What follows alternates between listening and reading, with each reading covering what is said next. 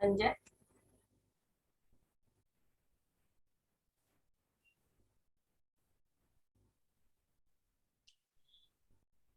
Mute आहे हाँ Sanjay mute. गुरुर्ब्रह्मा गुरुर्विष्णु गुरुर्देवो महेश्वरः गुरुः साक्षात् परब्रह्म तस्मै श्री गुरवे नमः. कृष्णाय वासुदेवाय हरये परमात्मने प्रणतः क्लेशनाशाय गोविन्दाय नमो नमः.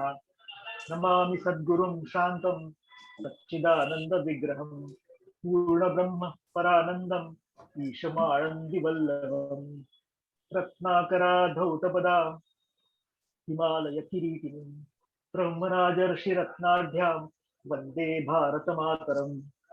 ॐ पार्थाय प्रतिबोधितां भगवता नारायणेन स्वयं व्यासेन ग्रथितां पुराणमुनिना मध्ये महाभारतम् अद्वैतामृतवर्षिणीं भगवतीम् अष्टादशाध्यायिनीम् अम्ब त्वाम् अनुसन्दधामि भगवद्गीते भवद्वेषिणीम्.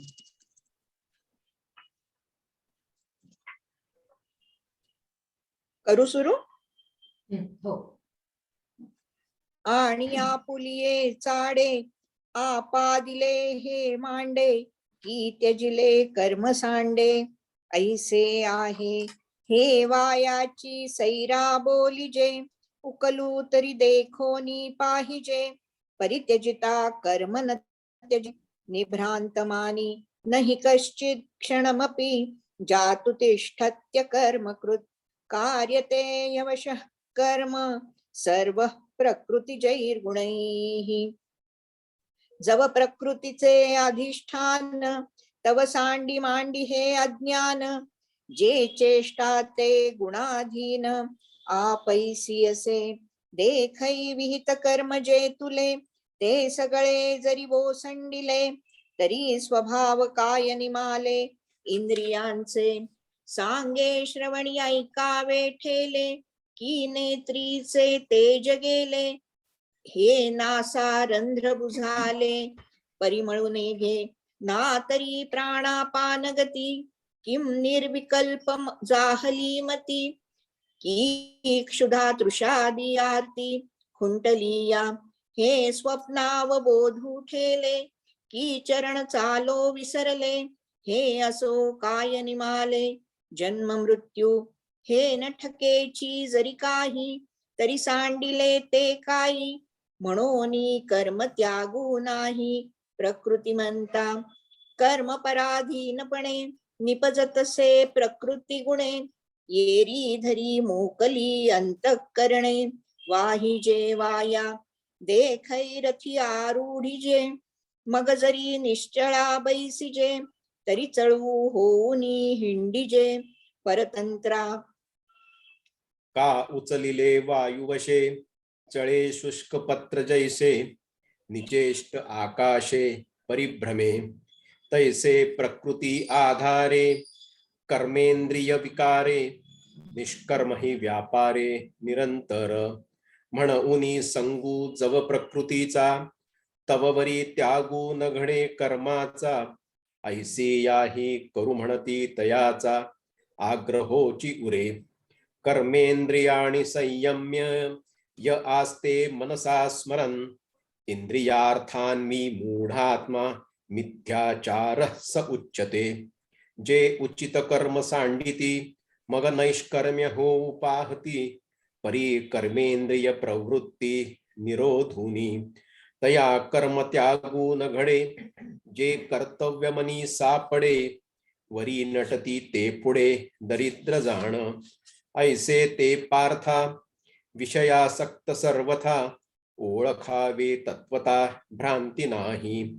आता देई अवधान प्रसंगे तुझ सांगेन या नैराश्याचे चिन्ह धनुर्धरा यस्विंद्रियाणि मनसा नियम्यारभते अर्जुन कर्मेंद्रियै कर्मयोग मसक्त स विशिष्यते.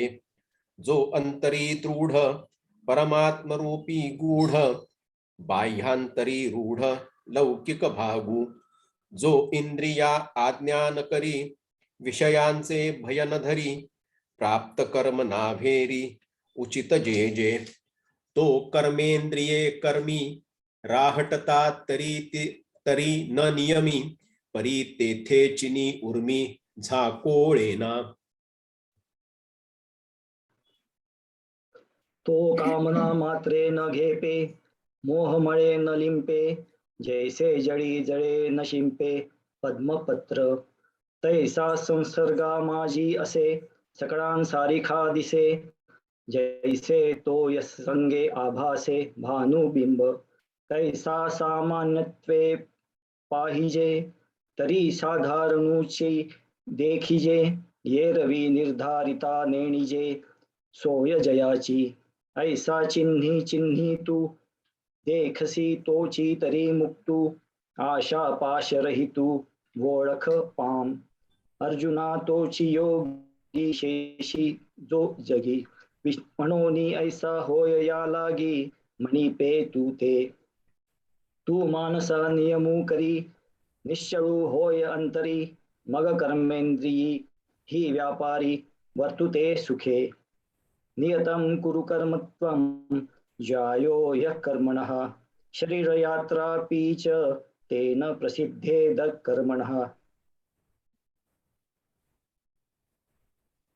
मनसी निष्कर्म्य हो आवे तरी एथ तेन संभवे आणि निषिद्ध केवी रहाटावे विचारी पाम मनोनी जे जे उचित आवी अवसरे करून प्राप्त ते कर्म हेतु रहित आचरतु पार्था माणिक ही एक तेणसी तू हे कवतिक जे ऐसे कर्म मोचक आपैसे असे देखे अनुक्रमाधारे स्वधर्मु जो आचारे तो मोक्षु तेणे व्यापारे निश्चित पावे यज्ञार्थात् कर्मणोऽन्यत्र लोकोऽयं कर्मबन्धनः तदर्थं कर्म कौन्तेय मुक्तसंगः समाचर स्वधर्मो जो बापा तोची नित्ययत्नु जाणपा म्हणून वर्तता पापा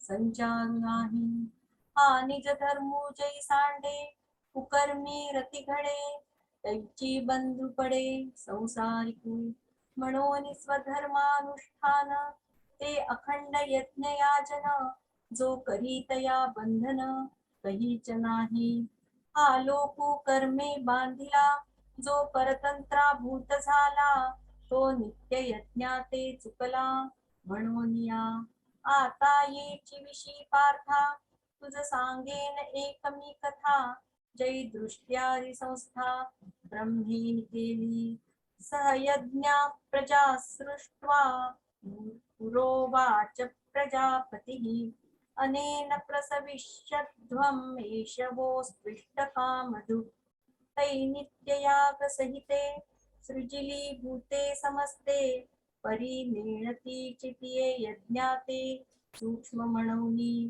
ते वेळी प्रजीविनविला ब्रह्मा देवा काय आश्रयो एथाम्हा तव म्हणे तो कमळ जन्मा भूता प्रती तुम्हा वर्ण विशेष वशे आम्ही हा स्वधर्मुची विहिलासे याते उपासा मग आपैसे काम पुरती तुम्ही व्रते नियमुनवर करावे शरीराते न पीडावे दुरीकेही न बचावे तीर्थासी का योगादिके साधने साकांक्षा आराधने मंत्रयंत्र विधाने जणी करा देवतांतरा न भजावे हे सर्वथा काही न करावे तुम्ही स्वधर्म यज्ञी यजावे अनायासे अहेतुके चित्ते अनुष्ठापांगयाते पतिव्रता पतिते जियापरी तैसा स्वधर्म रूप मखू हाती सेव्यू तुम्हा एकू ऐसे सत्य लोक नायकू बोलता बोलता जाहला देखा स्वधर्माते भजाल तरी कामधेनु हा होईल मग प्रजा हो न संडील तुमते कदा देवान् भावयतानेन ते देवा भावयन्तु वः परस्परं भावयन्तः श्रेयः परमवाप्स्यथ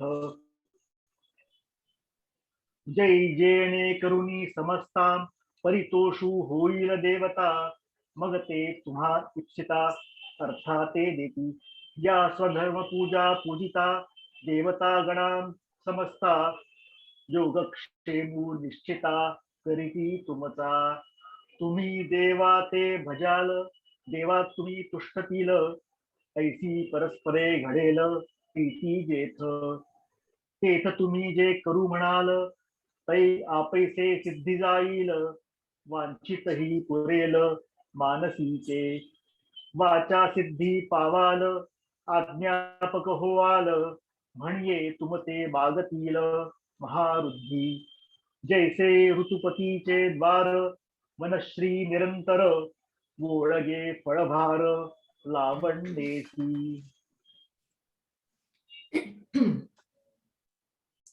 यानंत श्रुती मंत्र शक्ती महती ब्रह्मात्म विद्यावती या सूत्रोदित शास्त्र पद्धतिरति प्रद्योर्तितांतर्द्युतिः या सत्काव्यतति प्रसादित मतिर्नाना गुणालंकृतिः सा प्रत्यक्ष सरस्वती भगवती मांत्रायतां भारती। ज्ञानेश्वरी वाचनात सहभागी सगळ्या मित्रमैत्रिणींचं मी पुन्हा एकदा स्वागत करते। ज्ञानेश्वरी वाचनाची कल्पनाला स्फुरली। संपदाला वाटलं की थोडस अर्थ विवेचनामध्ये सुद्धा आपण डोकावलं पाहिजे। माऊलींच्या शब्दांचे अर्थ थोडेसे आपण पण जाणून घेतले पाहिजे। 700 वर्षापूर्वीची ही भाषा आहे आणि त्यामुळे हा आपला सुंदर उपक्रम सुरू झाला। ज्ञानेश्वर महाराजांनी ज्ञानेश्वरी कशासाठी सांगितली याचं एका ठिकाणी विवेचन करताना ते स्वतः म्हणतात, मग आर्ताचे निवोरसे गीतार्थन ग्रंथन मिसे बरिसला शांत रसे तो हा ग्रंथू। अगदी जे जग ज्याला आपण म्हणतो ना अशांत झालंय, बेफाम झालंय, बेलगाम झालंय, कर्माच्या फळांच्या पाठीमागे धावतंय, आपल्या या शरीराला आपल्या या आयुष्याला कुठली तरी मर्यादा आहे हे सुद्धा विसरून गेलंय आणि मग अशांततेमध्ये जगणाऱ्या या सगळ्या भूतमात्रांच्या अंतरंगावर शांततेचा वर्षाव करण्यासाठी मी ही ज्ञानेश्वरी सांगतो आपल्या गुरूंच्या कृपा प्रसादानी, असं ज्ञानेश्वर महाराज म्हणतात। पण त्याचबरोबर ते म्हणतात, आर्ताचे निवोरसे गीतार्थन ग्रंथन मिसे वरिसला शांत रसे तो हा ग्रंथू, आणि ही शांतूची अभिनवेल हे परियसा मराठे बोल जे समुद्राहुनी सखोल अर्थ भरित। इतक्या सुंदर माऊलींच्या ओव्या आहेत आणि इतके सुंदर त्यांचे शब्द आहेत। ही शांतूची अभिनवेल हे परियसा मराठे बोल। ते म्हणतात हे मराठी बोल ऐकायला या। आपल्या श्रोत्यांना ते विनवतात। 700 वर्षापूर्वीची मराठी म्हणून आपण तिचा अर्थ तितकासा समजू शकत नाही, पण ते स्वतःच आपल्या ओव्यांचा किती गहन अर्थ हे सांगतात। जे समुद्राहुनी सखोल अर्थ भरित, एक एक शब्द अर्थ भरित आहे आणि तो समुद्राहून सखोल आहे। अशा या ज्ञानेश्वरीचं वाचन आणि त्याचं तीर्थ प्राशन करण्याचा आपण प्रयत्न करतोय आणि तो केवळ त्यांच्याच कृपा प्रसादाने करण्याचा प्रयत्न करतोय। कारण संस्कृतामधनं हे प्राकृतामध्ये मराठीमध्ये आणण्याचं धाडस ज्ञानेश्वर महाराजांनी 700 वर्षापूर्वी केलं आणि त्यात आपण ज्या अध्यायाला हात घातला तो अध्याय म्हणजे कर्मयोग आहे। आणि कर्म हे आपल्याशी अत्यंत निगडीत आहे, कारण आपण या कर्मभूमीवर आलोय। ही कर्मभूमी आहे आणि प्रत्येक क्षणी आपण काही ना काहीतरी कर्म करतोय। कर्म ज्याला आपण म्हटलं ऍक्शन, आणि मग त्याची एक रिएक्शन म्हणजे त्याचं फळ।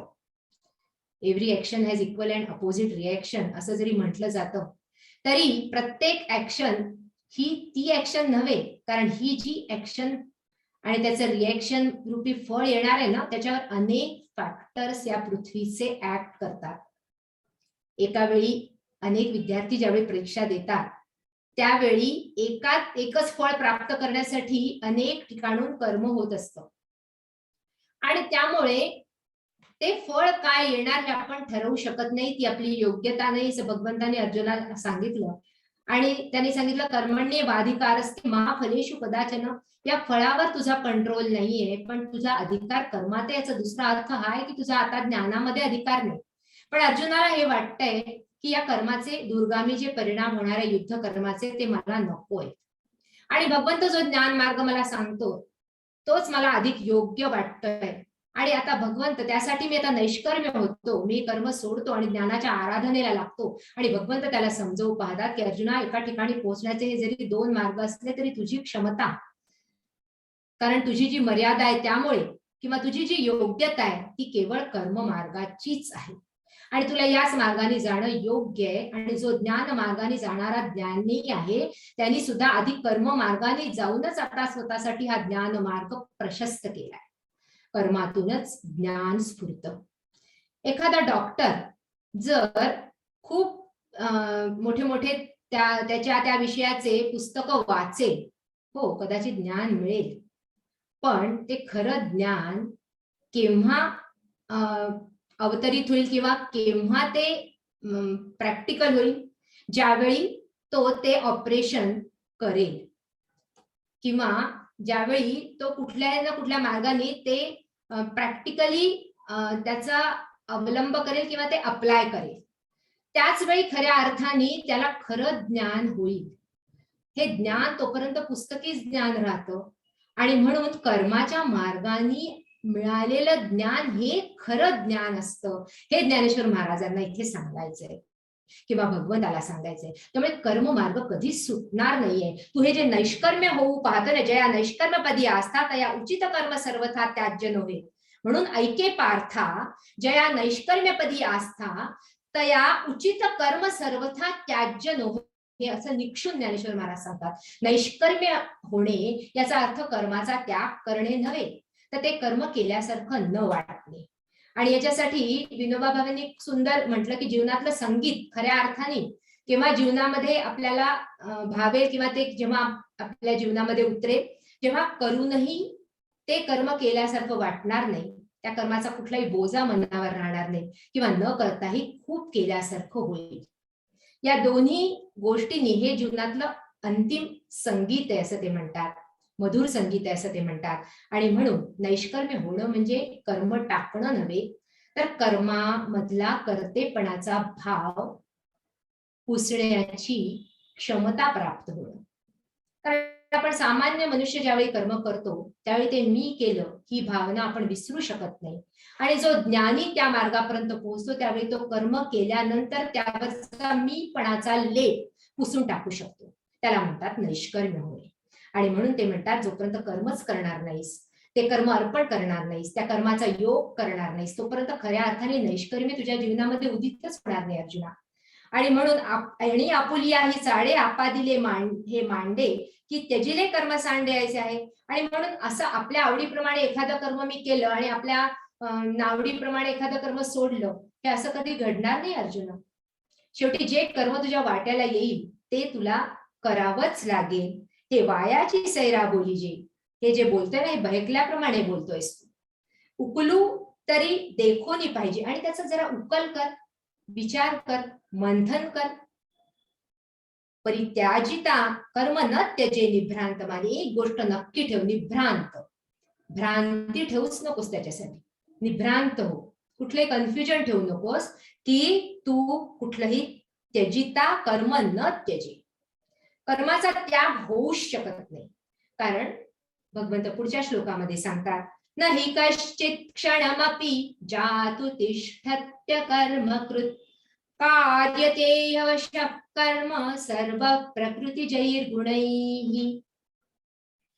नाही कश्चित क्षणमपि, एक क्षण सुद्धा जो जन्माला आलेला आहे ना तो कर्म केल्याशिवाय राहू शकत नाही. जातु तिष्ठत्य अकर्मकृत, कर्म न करता राहूच शकत नाही. कारण कार्य ते यवश कर्म, प्रत्येक जण या प्रकृतीच्या गुणांनी बांधलाय आणि तो अवश होऊन कर्म करायला बाध्य आहे.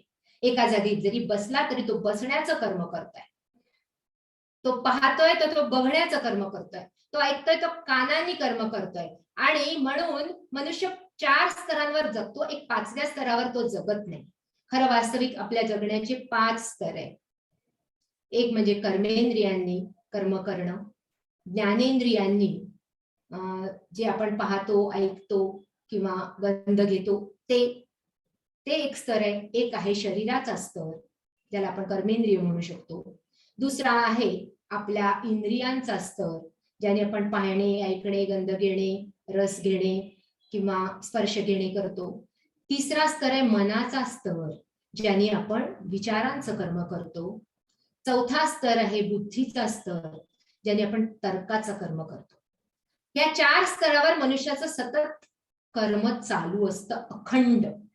आणि हे कर्म तो थांबवू शकत नाही. पण 5वा स्तर आपण तिथे पोहोचत नाही, तो म्हणजे आपल्या आत्म्याचा स्तर आहे.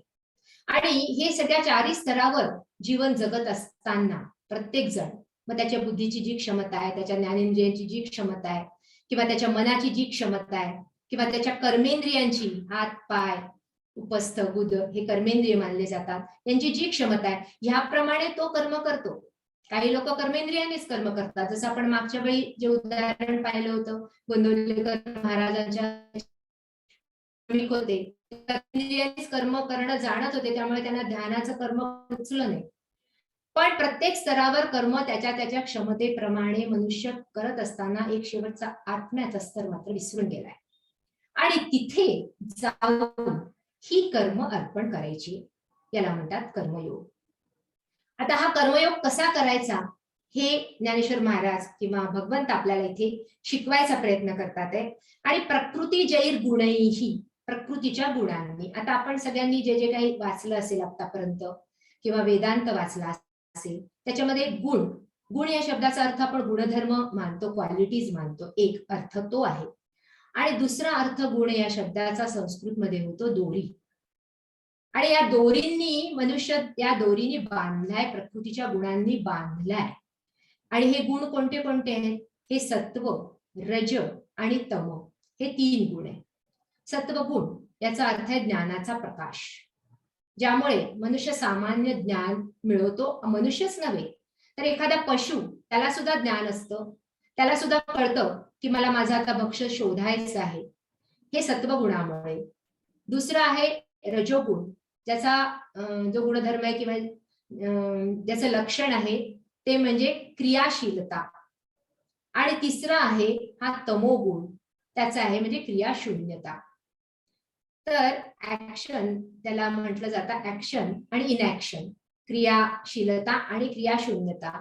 आणि सत्वगुणामुळे घडते ती राईट ऍक्शन, कारण सत्वगुण हा ज्ञानाचा प्रकाश आहे. त्यामुळे हे 3ही गुण यांनी मनुष्य बांधलाय. आणि या गुणांचं उदाहरण देताना आपण पुन्हा एकदा जेव्हा 14व्या अध्यायापर्यंत जर आपण पोहोचलो माऊलींच्या कृपेने, तर मग तिथे आपल्याला या गुणांचा अधिकार उहापोह करता येतो. पण तरी देखील आपण जर आपल्या इलेक्ट्रॉनिक्सच्या भाषेमध्ये म्हटलं तर एक ऍटम, प्रत्येक कणाकणामध्ये हे 3ही गुण आहे. आणि प्रत्येक ऍटम मध्ये सुद्धा, ज्याला आपण म्हणतो न्यूक्लियस मध्ये न्यूट्रॉन्स आणि प्रोटॉन्स असतात, तर प्रोटॉन हा सत्वगुण आहे, न्यूट्रॉन हा तमोगुण आहे, आणि फिरणारे ऑर्बिट्स मध्ये जे आहेत इलेक्ट्रॉन्स हा रजोगुण आहे. या इलेक्ट्रॉन्समुळे याला मोमेंटम आहे, या सृष्टीला मोमेंटम आहे. ही सृष्टी सतत फिरते.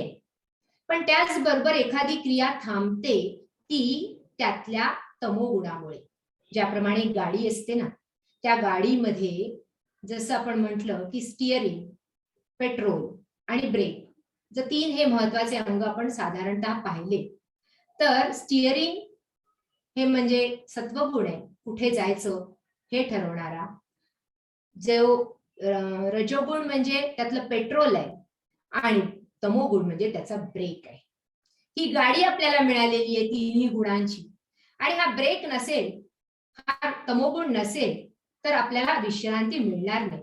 कितीही दिवसभर कर्म केलं, कितीही फळं प्राप्त केले, कितीही या सृष्टीमध्ये धावाधाव केली, कितीही ज्ञान मिळवलं, कितीही प्रसिद्धी मिळवली, कितीही काहीही मिळवलं ना, तरी रात्रीच्या वेळी आपल्याला आपल्या अंथरुणामध्ये जाऊन झोपावंसं वाटतं. आता त्या सृष्टीमधलं काहीही नकोसं वाटतं मनुष्याला.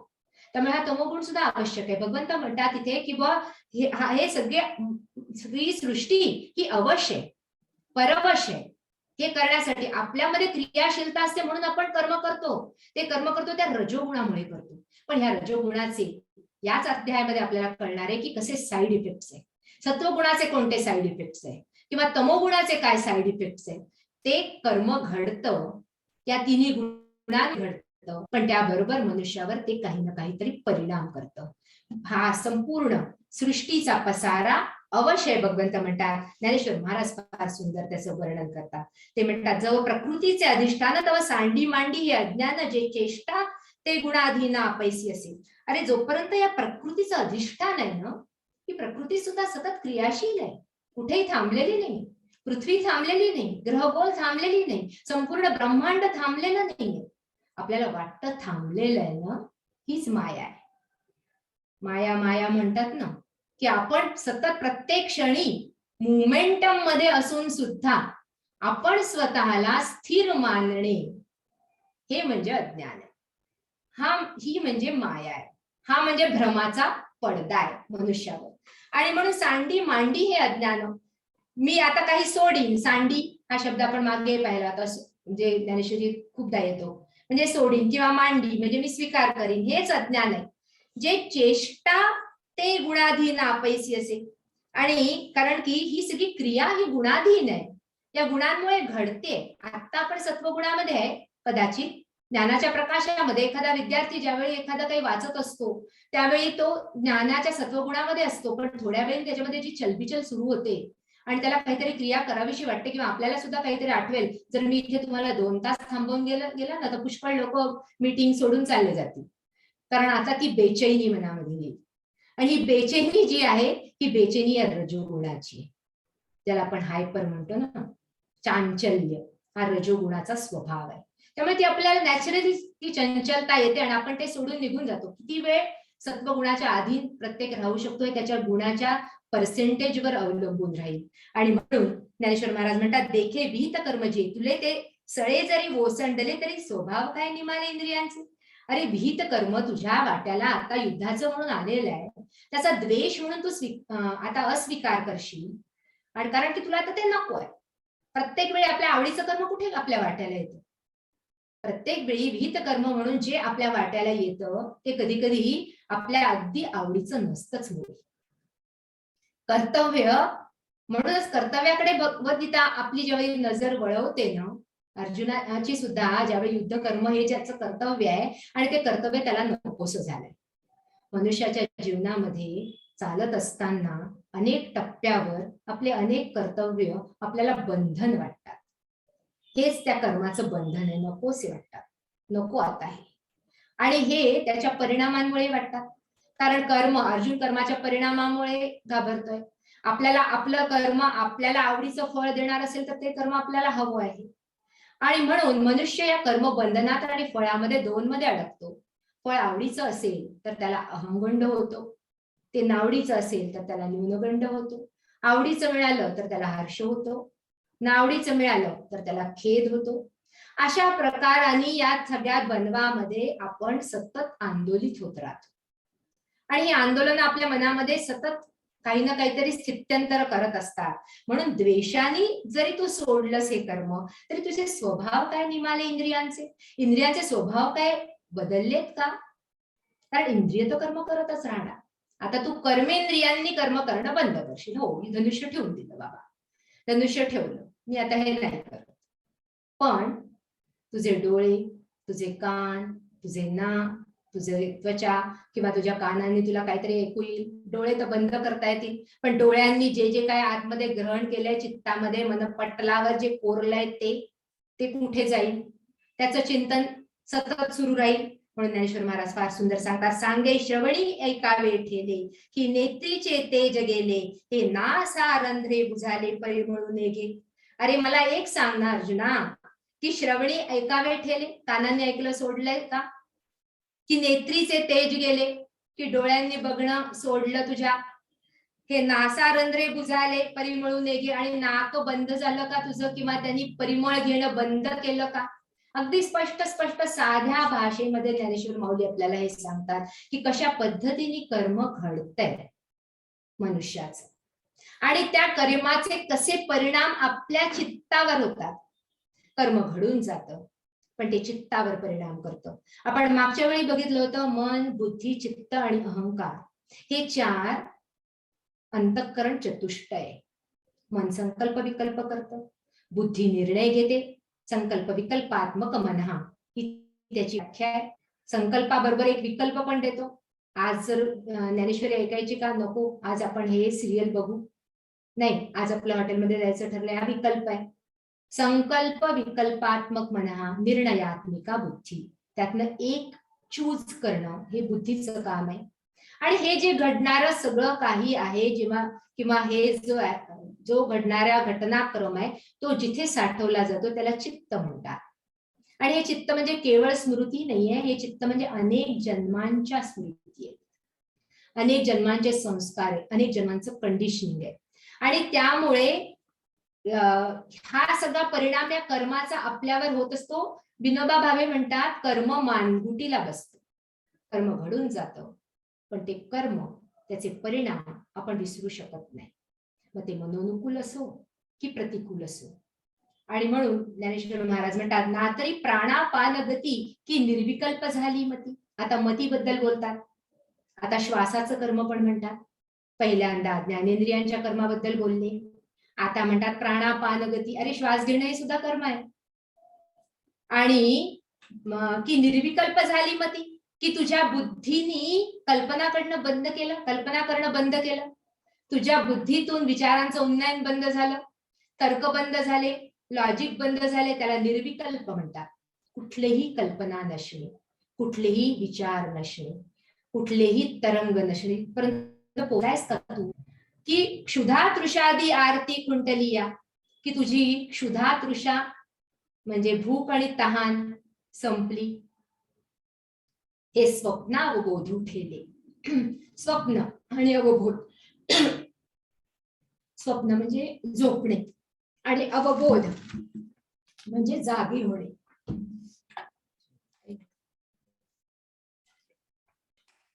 स्वप्न म्हणजे झोपणे आणि अवबोध म्हणजे जागे होणे.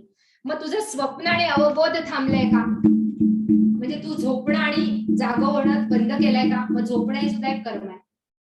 त्याच्यानंतर त्याच्यामधनं जाग होणं हे सुद्धा कर्म आहे. हे सगळे क्रियापद आहेत आपल्या याच्यामध्ये. आणि की चरण चालो विसरले, हे असो काय निमाले जन्म मृत्यू, की आपले चरण चालायचं विसरले. हे न ठकेची जरी काही तरी सांडिले ते काही. हे जर काहीच चुकत नसेल मनुष्याला तर मग तू सोडलं तरी काय. तर तू फक्त सोडलं ते तुझं विहित कर्म जे युद्ध कर्म सोडलं, पण एका जागी बसून तू कुठलंही कर्म सोडूच शकत नाहीये. तुझ्या चिंतनाचं कर्म सुटणार नाहीये. म्हणून कर्म त्यागू नाही प्रकृती म्हणतात. जो प्रकृतीच्या अधीन आहे त्याचा कर्म त्याग कधी होऊच शकत नाही. फक्त त्या कर्मामधली कर्तेपणाची ज्यावेळी भावना नष्ट होईल आणि हे मी केलं नाही, जो कुछ किया सो तुम किया, मैं कुछ किया नाही, कहो कही जो मैं किया तुम ही ये मुझ माही, ज्याप्रमाणे कबीर म्हणाले, हे ज्यावेळी घडेल त्यावेळी ते नैष्कर्म्य होईल. कर्म घडत असताना सुद्धा त्यावरची अहंकृत भावना ही नष्ट होईल. आणि म्हणून ते म्हणतात कर्म पराधीनपणे निपदतसे प्रकृती गणे, येरी धरी मोकली अंतःकरणे वाही जे वाया. म्हणून प्रकृतीप्रमाणे हे कर्म घडत असतं आणि प्रकृतीमुळे मनुष्याचा स्वभाव घडतो. सत्व रजत गुणांचं मिश्रण असतं. जो गुण ज्या मिश्रणाप्रमाणे असेल त्याप्रमाणे ते कर्म त्याच्याकडनं घडतं. आणि म्हणून ते सोडीन आणि धरीन हा व्यर्थ अभिमान आहे. वाही जे वाया म्हणतात. आणखीन एक सुंदर उदाहरण इथे ज्ञानेश्वर महाराज देतात 60व्या ओवीमध्ये. ते म्हणतात देखे रथी आरुढीजे, मग जरी निश्चळू बैसीजे, तरी चळू होऊन हिंडीजे परतंत्रा. हे कसं आहे माहिती का अर्जुना, ही प्रकृती जणू काही एक रथ आहे, हे त्याचे गुण आहे. या गुणाने मनुष्य त्या प्रकृतीच्या या रथाला बांधलाय.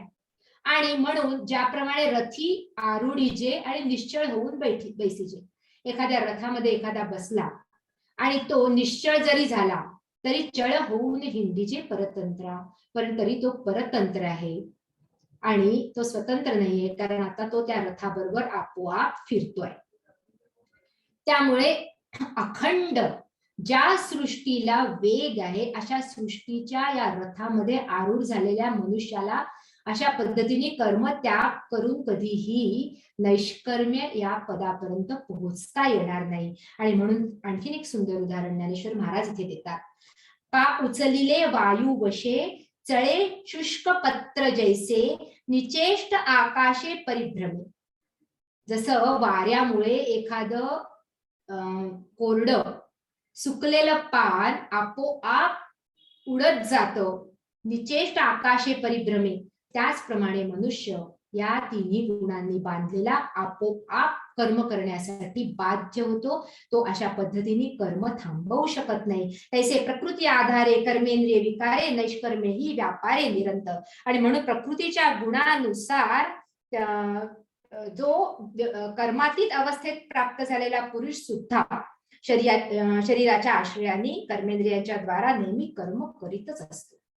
फक्त तो अंतरंगामध्ये त्या नैष्कर्म्य अवस्थेला पोहोचला असतो. त्या कर्माचा कुठलाही लेप त्याच्या अंतःकरणावर उमटत नाही. तो केला म्हणून नाही किंवा त्याच्या जे काही फळ म्हणून प्राप्त होतं त्याचाही लेप त्याच्या अंतःकरणावर उमटत नाही. त्यामुळे तो नैष्कर्म्य अवस्थेला असं आपण म्हणू शकतो.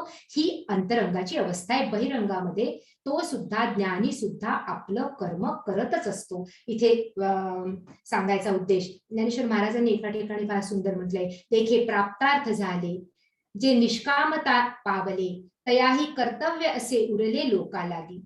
ज्यांनी आता ती अंतिम अवस्था प्राप्त केली, आत्मज्ञानाची अवस्था प्राप्त केली, त्यांना सुद्धा लोकांसाठी कर्म करतच राहावं लागतं. आणि म्हणून आपले ज्ञानी संत महात्मे काही प्राप्त करायचं नसून सुद्धा अखंड या संपूर्ण लोकसृष्टीसाठी रहाटतच होते. ज्यामध्ये ज्ञानेश्वर महाराज सुद्धा आहे. त्यांना काय प्राप्त करायचं होतं? शेवटी तर त्यांनी संजीवन समाधी घेतली. आणि म्हणून संगू जव प्रकृतीचा तवरी त्यागून घडे कर्माचा ऐसियाही करू म्हणती तया आग्रहची. असं जे म्हणतील ना की बा मी कर्माचा त्याग केला, हे त्यांचं म्हणणं हे केवळ दंभ आहे. हा केवळ मिथ्याचार आहे. हा त्यांचा केवळ बरोबर म्हणणारा आग्रह आहे.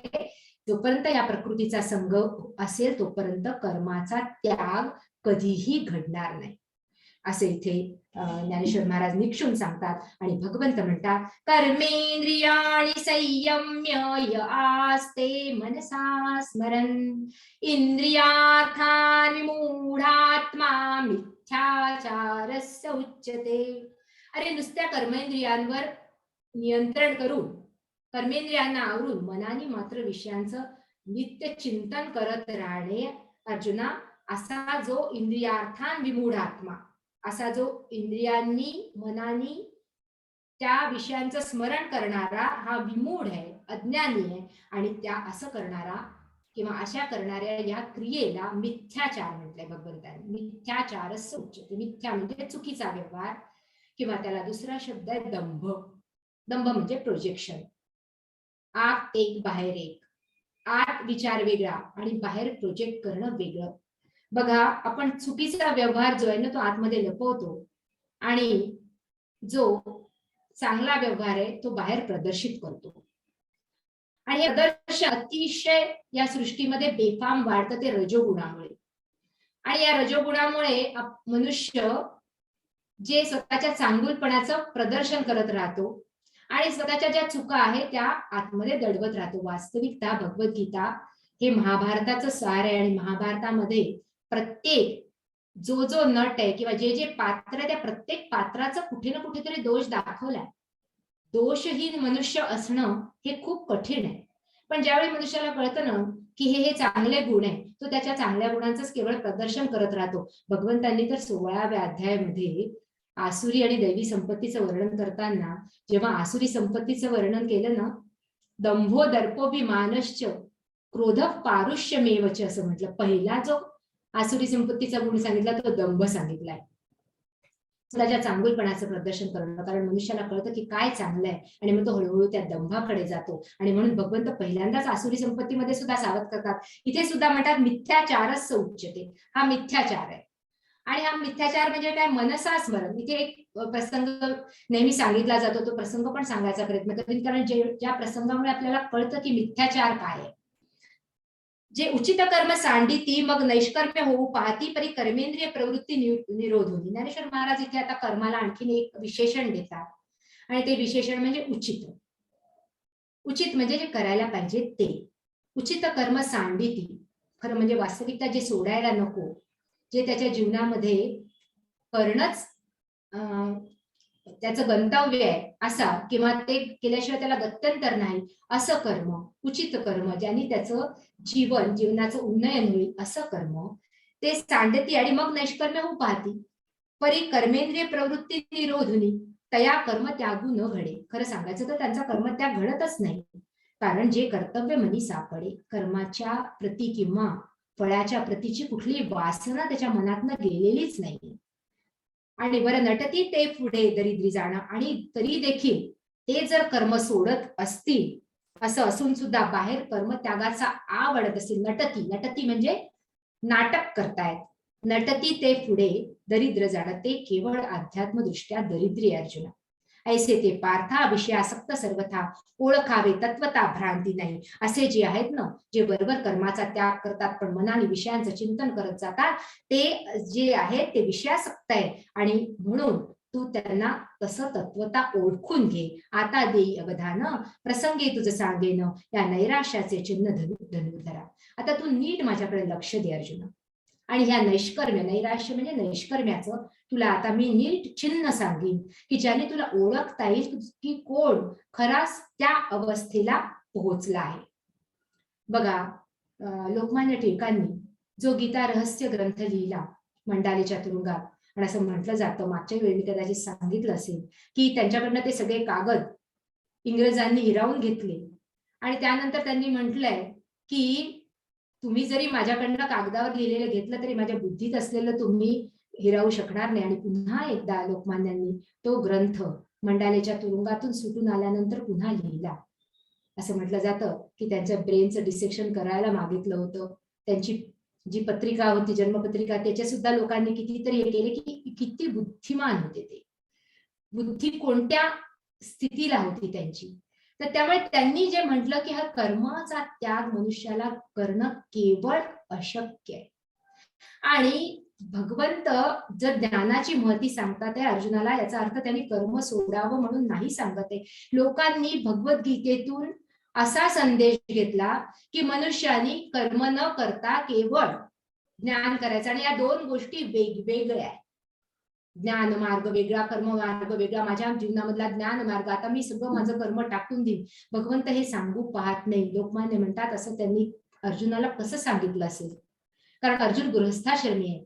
ज्यावेळी हतोवा प्राप्स्यसि स्वर्गम जित्वा वा भोक्ष्यसे मयीं तस्मात् उत्तिष्ठ कौंतेय युद्धाय कृतनिश्चय, असं भगवंत म्हणतात. उठ आणि हतोवा प्राप्स्यसि स्वर्गम, जर मारला गेलास तर स्वर्ग मिळेल, आणि जित्वा वा भोक्ष्यसे मयीं, आणि जिंकला तर या पृथ्वीचं राज्य तुला भोगायला मिळेल, असं ज्यावेळी भगवंत गीतेमधल्या म्हणतात. आणि उठ आणि तस्मात् उत्तिष्ठ कौंतेय युद्धाय कृतनिश्चया, या युद्धाचा निश्चय करून उठ. त्यार्थी ते कर्मापासून त्याला परावृत्त कसे करतील, कुणालाही कसे करतील.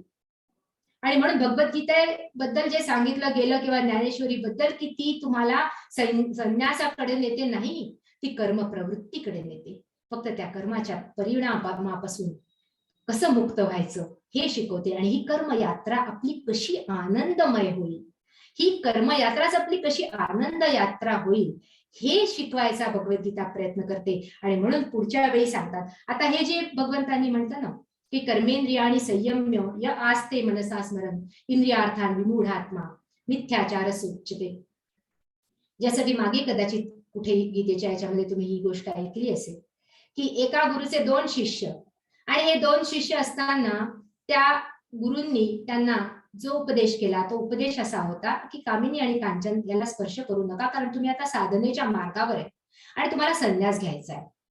ते साधक होते आणि गुरु त्यांना साधनेचा मार्ग प्रशस्त करत होते, म्हणून त्यांनी त्यांना उपदेश केला. आणि एकदा गुरूंनी त्या दोन्ही शिष्यांना काही कामासाठी दुसऱ्या गावाला पाठवलं. मधून एक नदी जात होती, ही नदी दुथडी भरून वाहत होती. त्या नदीला पूर आलेला होता. दोन्ही शिष्य काठावर उभे होते.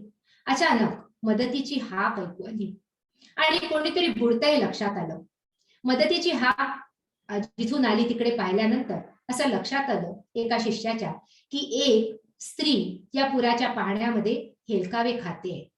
तो तिथेच उभा राहिला, कारण गुरुजींनी आपल्याला सांगितलंय की कामिनीला स्पर्श करायचा नाही. दुसऱ्या शिष्याने त्वरित त्या पुराच्या पाण्यामध्ये उडी घातली आणि त्या स्त्रीला वाचवलं. त्यानंतर तिच्यावर जी काही प्रक्रिया केली ती स्त्री वाचली आणि दोघे आपापल्या मार्गाला निघून गेले. रात्रभर पहिला शिष्य विचार करत बसला की अरे, गुरुजींनी सांगितलं कामिनी कांचनाला स्पर्श करायचा नाही आणि यांनी दोन्हीला स्पर्श केला, कारण ती कामिनी तर होती आणि तिने दागिने घातले होते सुवर्णाचे, त्यामुळे त्याचा दोन्हीला स्पर्श झाला. आता अगदी अत्यंत बेचैन झालेला हा शिष्य दुसऱ्या दिवशी गुरुजींना भेटायला गेला आणि गुरुजींना त्यांनी सगळा प्रकार सांगितला आणि सांगितलं की काल अशी घटना घडली आणि यांनी तुमचा जो उपदेश आहे तो मानला नाही. दुसऱ्या शिष्याला बोलवण्यात आलं. गुरुजी म्हणाले, का रे, काही काल प्रसंग घडला का? हो म्हणे, असा एक प्रसंग घडला. एक व्यक्ती पाण्यावर गटांगळा खात होती, तिला मी वाचवलं. नंतर माझ्या लक्षात आलं गुरुजी की ती स्त्री होती, पण जो मदतीचा हाक मारतो त्यावेळी हे पाहायचं नसतं की तो कोण आहे, आणि म्हणून मी पुरामध्ये उडी मारली आणि तिला वाचवलं. नंतर ती स्त्री वाचली आणि मग मी माझ्या मार्गाला निघून गेलो. आता आम्ही तो प्रसंग विसरूनही गेलो, असं तो शिष्य म्हणाला. आता गुरुजी म्हणाले, बघ, त्यांनी त्या स्त्रीला तिथेच सोडलं, तो विसरूनही गेला, तू मात्र अजूनही तिला मनाने पकडून ठेवलाय. कर्मेंद्रियाणी संयम्य य आस्ते मनसा स्मरण इंद्रियार्था विमूढ आत्मा मिथ्याचार उच्यते. भगवंत जिथे सांगतात की कर्मेंद्रियाने कर्म सोडून मनाने मात्र त्याचाच चिंतन करत राहणं हा मिथ्याचार आहे. आणि मग फार सुंदर ज्ञानेश्वर महाराज आणि भगवंत आपल्याला त्याचे उकल करून दाखवतात. म्हणून मनाचं ट्रेनिंग आधी आवश्यक आहे, मनावर नियंत्रण आधी आवश्यक आहे, इंद्रियांवर नियंत्रण करण्यापूर्वी. यस्त्विंद्रियाणि मनसा नियम्यारभतेर्जुन कर्मेंद्रियै कर्मयोगम असक्तस्य विशिष्यते.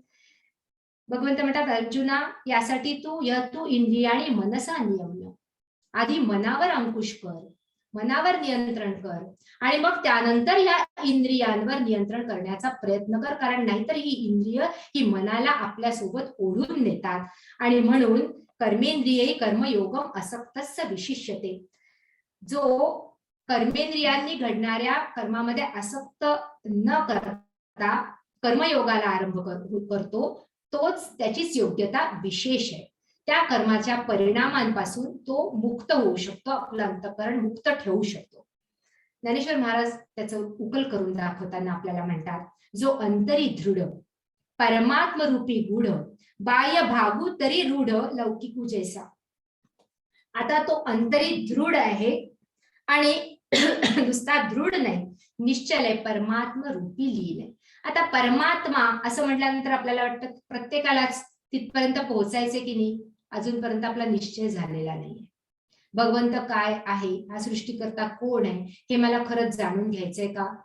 पण इथे केवळ आपण अलौकिक अर्थ जरी नाही पाहिला तरी लौकिक अर्थांनी आपल्या एखादं ध्येय सुद्धा आपला परमात्मा असू शकतो, हे आपण मागच्या वेळी बघितलंय. ज्याप्रमाणे आपले जे स्वातंत्र्य सैनिक होते किंवा आपले जे महानुभाव होते, मातृभूमी हा त्यांचा परमात्मा होता.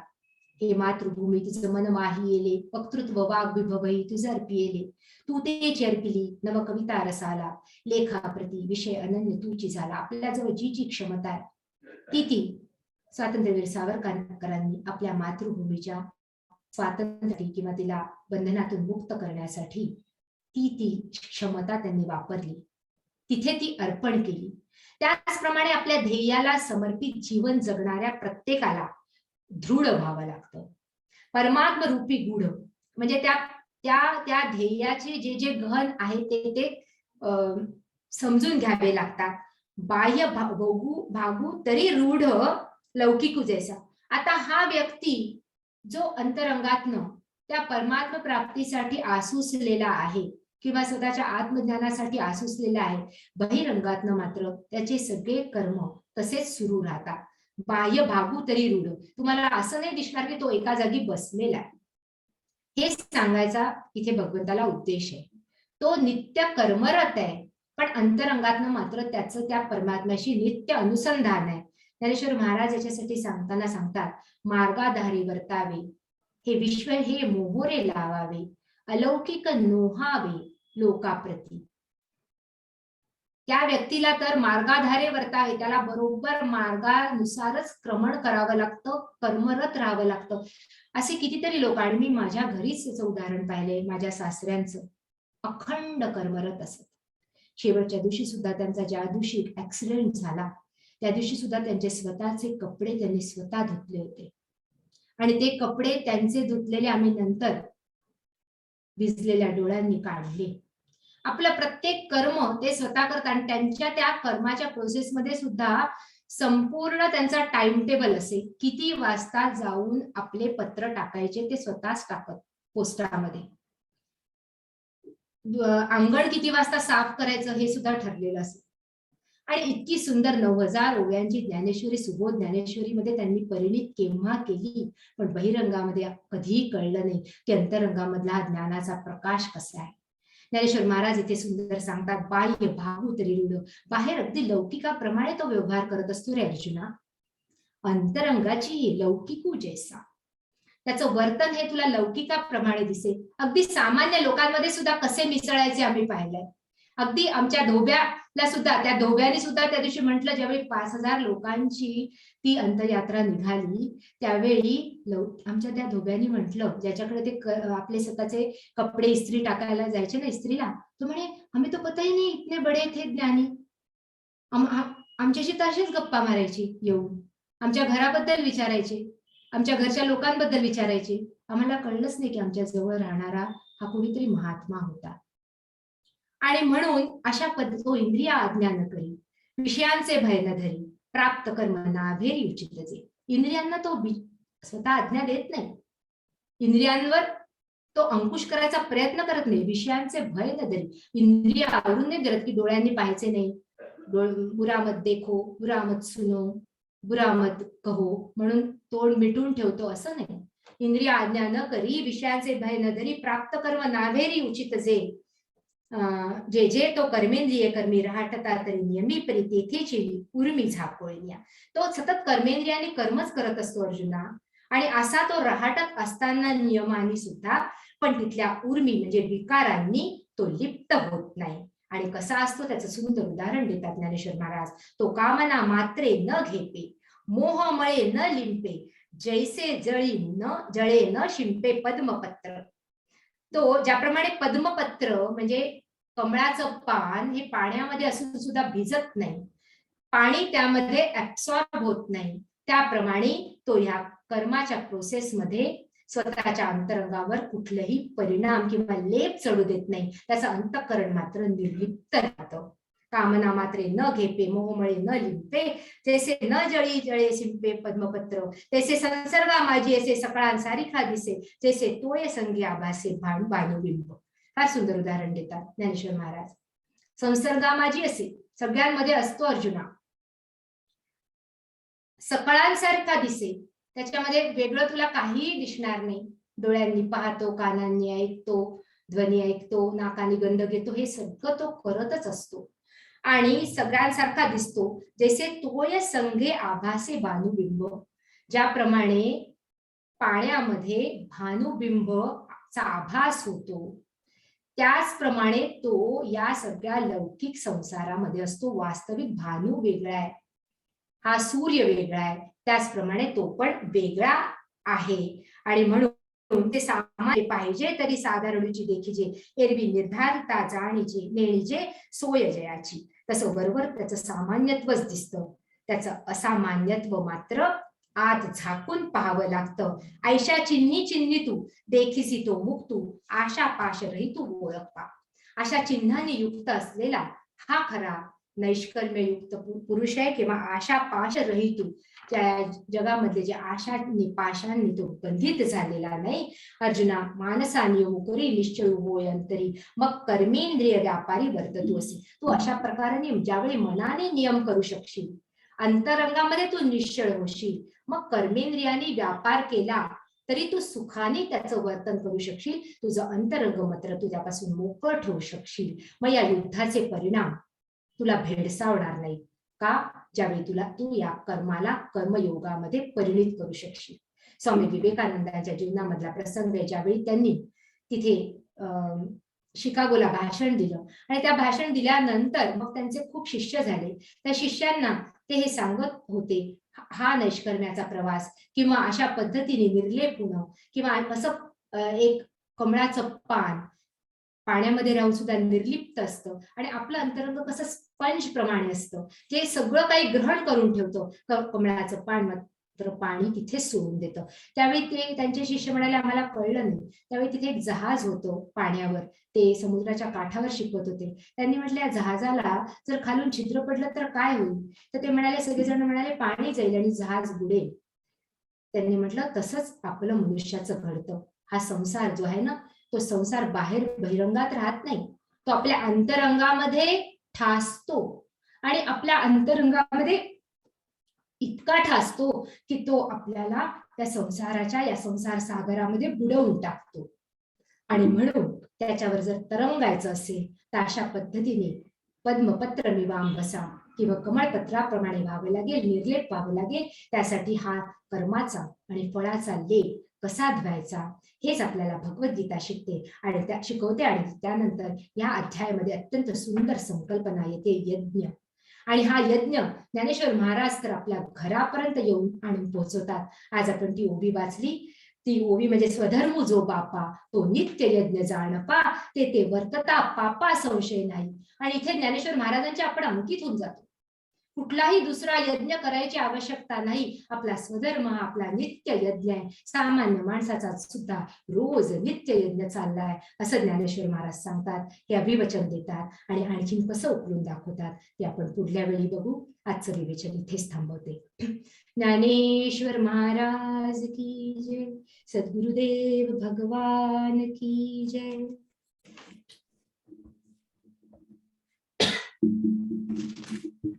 संजय,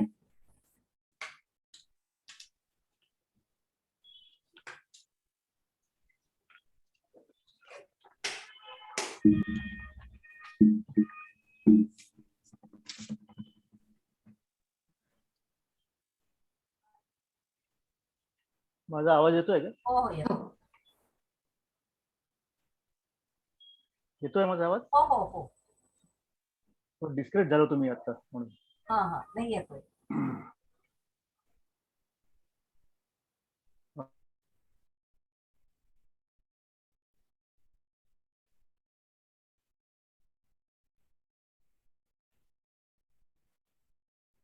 परत गेला वाटतं. नाही गेला त्याचा आवाज.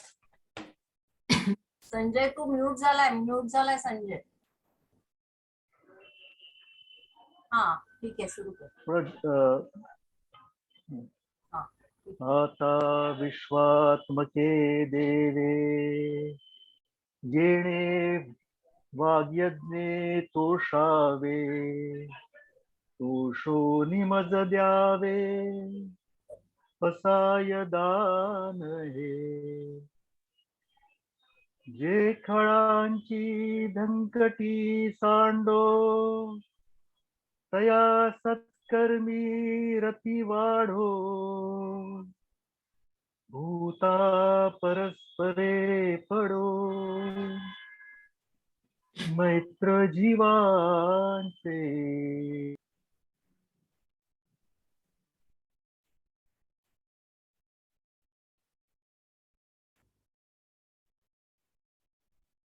आवाज येत नाहीये संजयचा. कल्पना तू म्हणलं होतं. मी म्हणू का एखादं भजनात? चालेल का? म्हण ना. मी ओके. हा हा चालेल, म्हणा.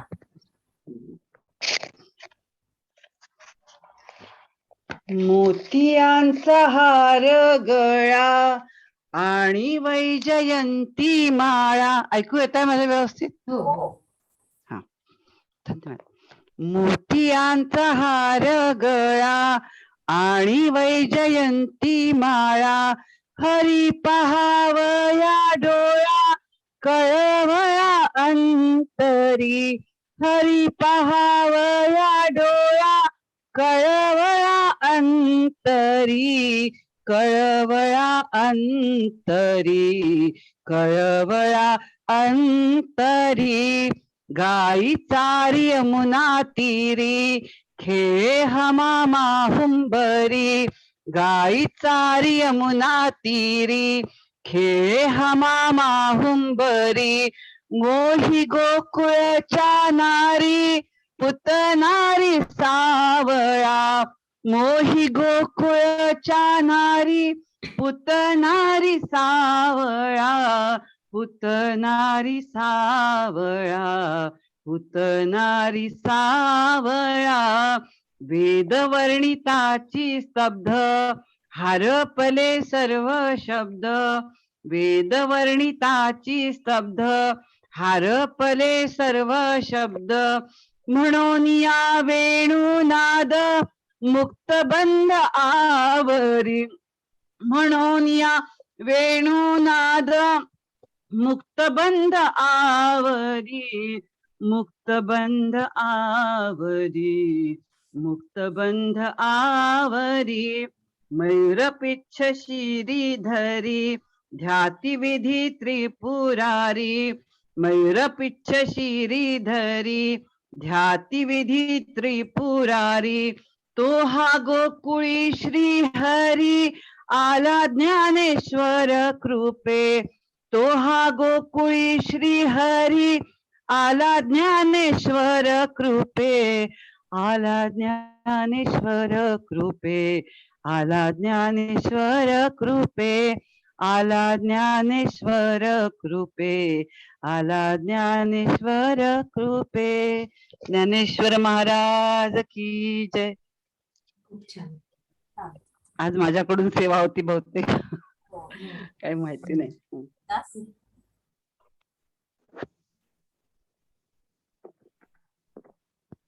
वसुदेवसुतं देवं कंसचाणूरमर्दनं देवकी परमानन्दं कृष्णं वन्दे जगद्गुरुं योगेशं सच्चिदानन्दं वासुदेवं व्रजप्रियं धर्मसंस्थापकं वीरं कृष्णं वन्दे जगद्गुरुं कृष्णं वन्दे जगद्गुरुं.